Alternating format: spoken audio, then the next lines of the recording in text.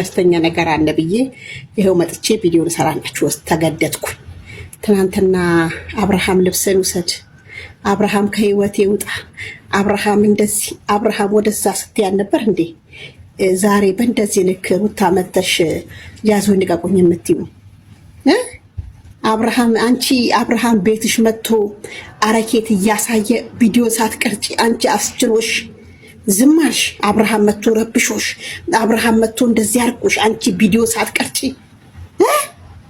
ለማንኛውም ምርጫ ውስጥ የምትገቢ ሴት አይደለሽም።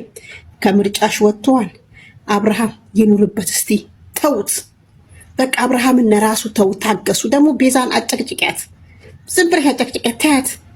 አንቺ እኮ ትዳርሽን ያበላሽሽው፣ አንቺ እኮ ትዳርሽን የዋይ ከነሽው በት ምክንያት ውሳኔን እንድታሳውቀኝ እፈልጋለሁ። ሁላችንም ያንተን ውሳኔ ማወቅ እንፈልጋለን። እኔ ነው ወይስ ከሷ ጋር ነው መኖር የምትፈልገው? ሁለታችንም ነው ማልፈልገው ምናምን ማለት አይቻልም። ምክንያቱም አንዴ እኔም ጋር አንዴ እሷም ጋር እያልክ መሆን ስለሌለብህ መቀጠል ስለሌለብህ